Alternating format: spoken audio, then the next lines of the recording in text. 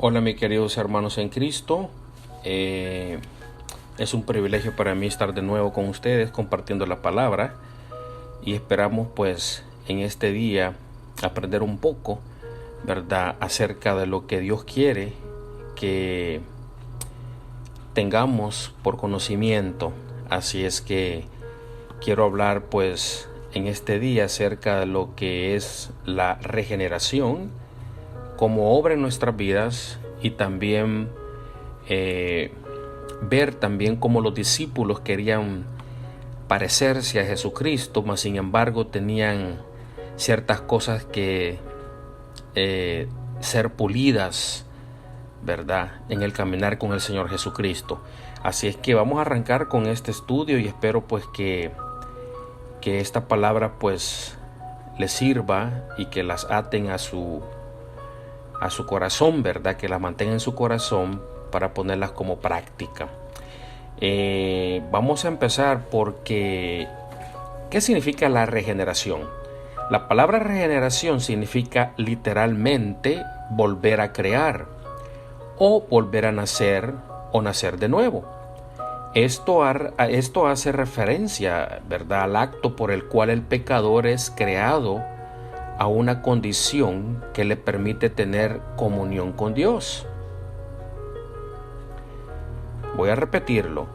La palabra regeneración significa literalmente volver a crear o volver a nacer o nacer de nuevo. Esto hace referencia al acto por el cual el pecador es creado a una condición que le permite tener comunión con Dios, es decir, volver a nacer a una nueva y perfecta relación con Dios. El nacimiento, como todos lo conocemos, ¿verdad?, es el comienzo de la vida. Es tener una nueva naturaleza, nuevos principios, nueva vida. Nacer de nuevo es empezar a vivir de nuevo, ya que por nuestro primer nacimiento somos corruptos, formados en el pecado, y es necesario que seamos hechos nuevas criaturas, completamente diferente de lo que éramos. Este nuevo nacimiento, ¿verdad?, es del cielo, es de arriba, es un cambio total hecho en el corazón del pecador por el poder del Espíritu Santo, no por tu propia fuerza, es por el poder del Espíritu Santo. Esta obra es hecha en nosotros y para nuestro favor, y es algo que no podemos hacer por nosotros mismos. La redención, justificación y ahora la regeneración son productos de la salvación en Jesucristo. Si bien las estudiamos por separado para entender con claridad el significado de cada una, todo esto ocurre en el momento que somos salvos por el Señor Jesucristo. El autor de la carta de los Efesios nos habla de morir a una manera de vivir que no agrada a Dios. Lo voy a repetir de nuevo. El autor de la carta a los Efesios, que es el apóstol Pablo, nos habla de morir a una manera de vivir que no agrada a Dios. Es decir, matar, morir el viejo hombre que no le agrada a Dios. Y nos insta a renovarnos para ser una nueva creación según los designios de Dios. Lo podemos ver acá en Efesios 4, versículo 22 al 24. Este nuevo hombre simboliza la nueva naturaleza regeneradora que nos capacita para vivir una vida nueva de justicia y santidad. Esto solo ocurre por el poder de Dios. Ahora, ¿cómo obra en nuestras vidas? Toda la Biblia está de acuerdo en esto. Sin el nuevo nacimiento no hay salvación. Entonces, ¿qué debo hacer o qué debe hacer una persona para nacer de nuevo? ¿Cómo obra la regeneración en nuestras vidas? La regeneración es un fenómeno espiritual que ocurre en el interior de cada persona. Es una obra celestial en lo cual Dios toma la iniciativa. Lo pueden ver en el libro de Tito, capítulo 3, versículo 2 al 7. La regeneración no es por obra, justicia que podamos hacer nosotros. Esto quiero, mis queridos hermanos, que quedemos muy claro en esto, que la regeneración no es por obras de justicia, que podamos nosotros hacer algo sobre eso. En otras palabras, no hay nada que podamos hacer para ganarnos la salvación, ni el derecho a nacer de nuevo. Es por su misericordia que Dios limpia de todo pecado y nos salva por medio de la obra regeneradora de Cristo en la cruz del Calvario y su gracia justificadora que nos hace partícipes a una nueva vida en Él. Es su amor que lo movió a extender su gracia sobre los que crean, para que no se pierdan y experimenten una vida plena, sana y eterna en Él. Lo podemos ver en Juan capítulo 3 versículo 16. Todo esto toma lugar cuando nos convertimos. Todo esto que estoy hablando, mis queridos hermanos, se activa inmediatamente cuando nos convertimos, cuando reconocemos nuestra condición pecaminosa y nuestra necesidad de Dios, y en oración le pedimos que nos haga una nueva criatura. Ahora, vuelvo y repito que es por la gracia del Señor Jesucristo en su infinito amor que muchas personas se olvidan de que la gracia del Señor es en su infinito amor, a pesar de ser pecadores, Él nos amó primero. No es que nosotros, que porque queremos o exigimos al Señor darnos la salvación y actúa de inmediato como uno quiere, no. Es la omisión, el sometimiento, el quebrantamiento, el aceptar nuestra condición pecaminosa que nos hace aceptar al Señor Jesucristo como nuestro Salvador.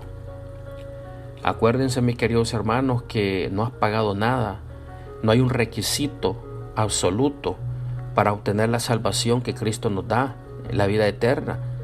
Cristo no te exigió a un principio ni cuentas bancarias, ni títulos, ni doctorados, ni master degree, ni casas, ni títulos de propiedades para obtener la salvación. Él no hubo ningún requisito. El único requisito es que abras tu corazón,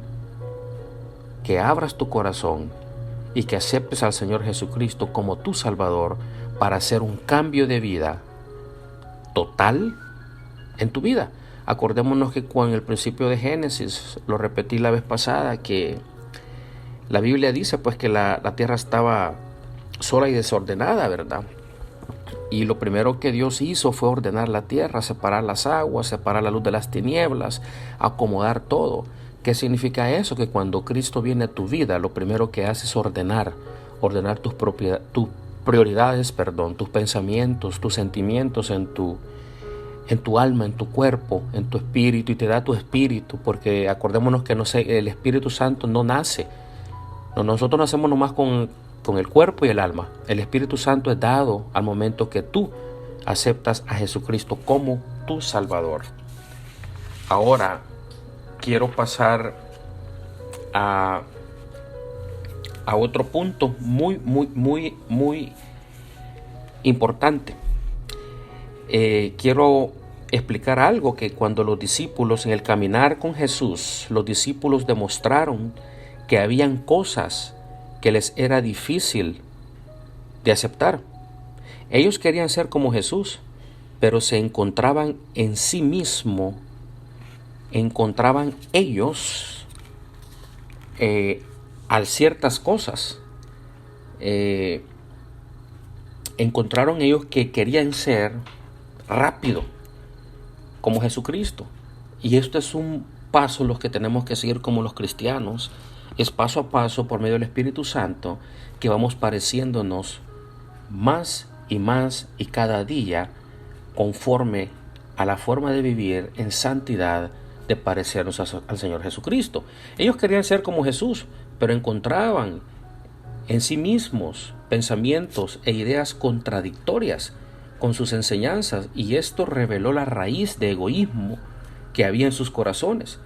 Debemos agradecer a Dios, mis queridos hermanos, por los escritores de los evangelios, porque ellos no ocultaron las luchas espirituales que ellos tuvieron. Los discípulos tuvieron luchas espirituales, mis hermanos, como tú estás luchando en estos momentos, como yo lucho con las mías también, ellos también tuvieron luchas espirituales, ¿verdad? Y esto lo tuvieron, lo experimentaron al tratar de vivir una vida de pureza y comportarse como Jesús esperaba de ellos, ¿verdad? Así es que vamos a ver, voy a tocar 6 puntos. Vamos a ver si en estos 6 puntos tú logras identificar alguna de estas actitudes que los discípulos reflejaron y que tenían que ser pulidas, ¿verdad? En las áreas que ellos espiritualmente hablando, ¿verdad? Una de ellas, su fe. La fe de ellos era débil. Voy a hablar de 6 cosas nomás. El número 2, ellos ponían la mira en cosas de los hombres. Lo número 3, se impacientaban y molestaban con las personas. Número 4, manifestaban dureza para juzgar a otros. Número 5, peleaban por defender sus derechos a ser los primeros. Y número 6, tenían dificultad para servir con humildad al prójimo. Pero aquí tenemos al Maestro de Maestros, al Señor Jesucristo, a nuestro Padre Eterno Celestial, que nos enseña, y a ellos les enseñó a través de los siguientes procesos que ellos vivieron en carne propia, ¿verdad? Y quiero hablar dos cosas de las 6 que yo mencioné. Una, cuando ellos manifestaban dureza para juzgar a otros. Qué fácil es juzgar a otros sin saber las cosas, ¿verdad? El puntar. En el pasaje bíblico que yo les mandé la vez pasada dice que no somos jueces. No somos jueces porque cuidado con el juzgar a los demás, porque con la misma vara que serás, que tú mides, serás medido, ¿verdad? Y no somos jueces para juzgar a los demás. Eso se lo dejamos al Señor, ¿verdad? Pero acá quiero ver en el Evangelio de Lucas, capítulo 9, versículos 51 al 54. En esta ocasión, la gente de esta aldea de Samaria había sido grosera con Jesús al negarle la ayuda que solicitaba. Judíos y samaritanos, como sabemos, ellos se odiaban entre sí, ¿verdad? Y Jesús tenía que pasar por tierra de Samaria para llegar a Jerusalén. Probablemente los discípulos temían que los ladrones los asaltaran y le hicieran daño al maestro. Pero acá sale Jacob y Juan, a quienes apodaban los hijos del trueno, así lo llama la Biblia. Se sienten ofendidos por esos samaritanos y, haciendo gala de su orgullo nacionalista, le piden a Jesús autorización. Oigan bien lo que le dicen. Le dice Jacob y Juan, le piden autorización al Señor Jesucristo, porque están ellos enfadados, están llenos de ira, y le piden autorización al Señor Jesucristo para enviar fuego del cielo y consumir a la ciudad y a su gente. Nuevamente la reacción impaciente surge, pero esta vez aunada a la inclemencia o falta de misericordia y los deseos de venganza. Esto es lo que estaba creando entre los discípulos. Ahora, ¿se puede usted identificar con algo de esto, mi querido hermano? Yo creo que sí. Dios jamás podrá, ni va a poner en nuestra disposición su autoridad y poder para que nosotros castiguemos a otros por haber ofendido nuestro orgullo. Jacob y Juan querían usar el poder de Dios para satisfacer sus deseos de venganza. Esta actitud de los apóstoles nos recuerda, si usted se recuerda, si usted ha leído el libro de Jonás, que son 4 capítulos, yo le recomendaría que los leyera, ¿verdad? Cuando Dios habla con Jonás y lo envía a Nínive, ¿verdad? A que vaya a hablarle a las personas, a todo el pueblo, más de 120,000 personas en ese pueblo, que vaya a hablar, pues porque Dios va a destruir la tierra si no se vuelven al Señor en 40 días.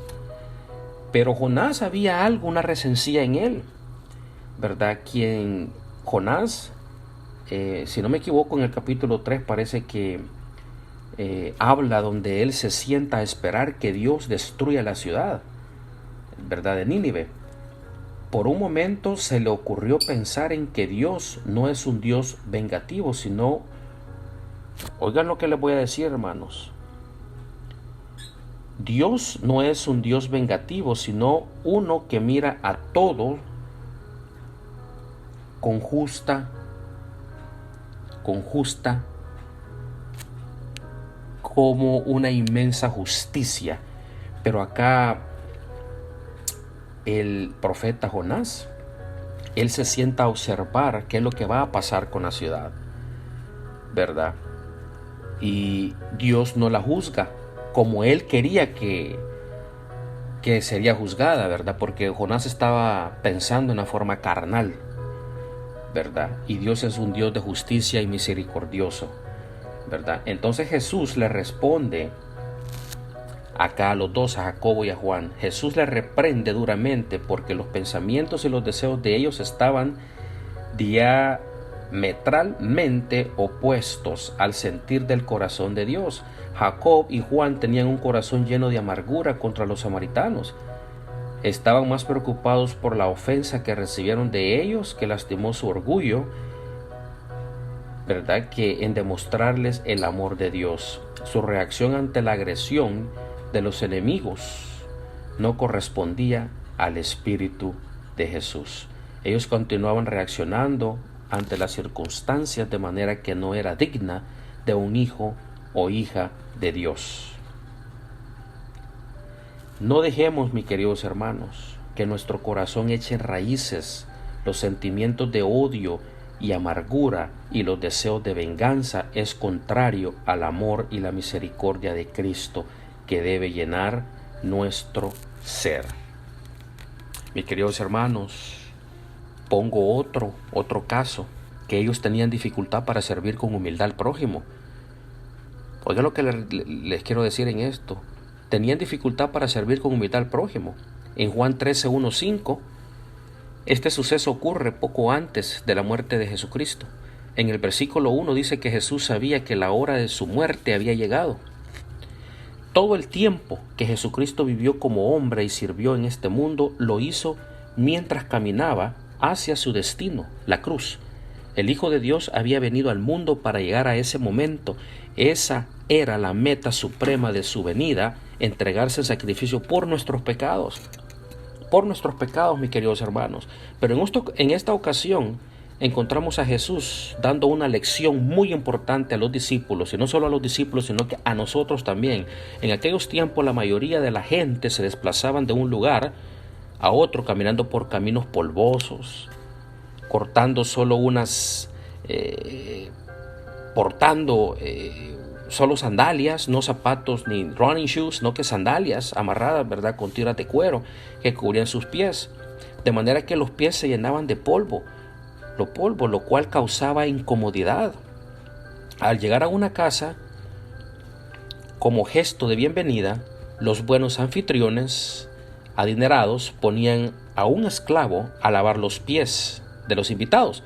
Los discípulos estaban en una habitación prestada, en la cual no había anfitrión, y aunque allí estaba el recipiente con el agua y la toalla, ninguno de los 12 tomó la iniciativa para prestar este servicio a los demás.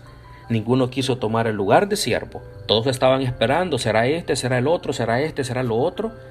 Lo que nosotros a veces esperamos, ¿verdad?, que cuando nosotros vemos una necesidad tan grande en medio de nuestros ojos, esperamos que tal vez el otro lo vaya a hacer, cuando es uno el que tiene que servir primero, como Cristo lo hizo. Y vamos a ver por qué se lo digo.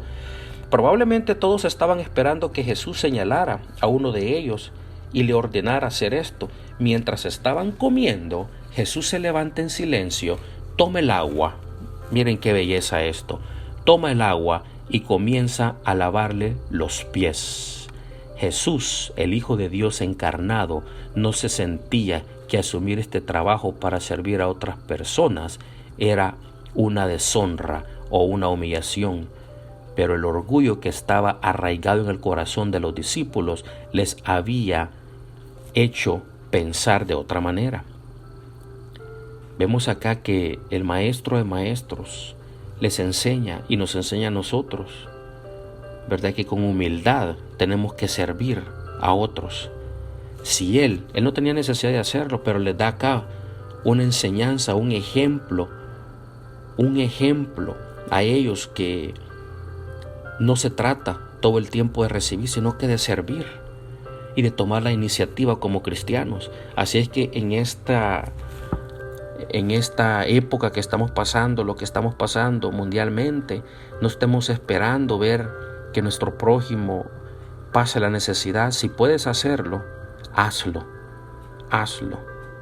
sin pensar que vas a recibir a cambio, porque Jesucristo lo dijo, ¿verdad? Que a todo aquel que a uno le sirviera es como que a Él le sirviéramos directamente. Así es que, mis queridos hermanos, yo los dejo con esta enseñanza por este día, y espero pues que tomemos cartas pues en este asunto, que en estos momentos hay que ser solidario con todo aquel que lo necesita, y no esperemos y no seamos ciegos, ¿verdad? Cuando estamos viendo la verdad, ¿verdad? Porque hay personas que, como el buen samaritano, ¿verdad? Que el samaritano pues tuvo que ayudar a la otra persona, pero el judío se hizo el indiferente, pasó de alto. Mejor hay cristianos a veces que en vez de ayudarle a otro cristiano, nomás se cambia, lo ve que va caminando por una cuadra, y antes de que se encuentren, como media cuadra antes, mejor o se desvía o se cruza de esquina, o ve a algún necesitado tal vez pidiendo dinero o algo. Lo que hace es mejor hacerse loco, ¿verdad? Voltea a ver a la izquierda, a la derecha, y no, hay que atender al que necesita de veramente, porque cuando pensamos que estamos en alto, ¿verdad? Es cuando más bajo andamos volando. Así es que, mis queridos hermanos, Dios que te bendiga en este día, pues, y me gustó compartir esta palabra con ustedes, y nos vemos próximamente. Que Dios te bendiga.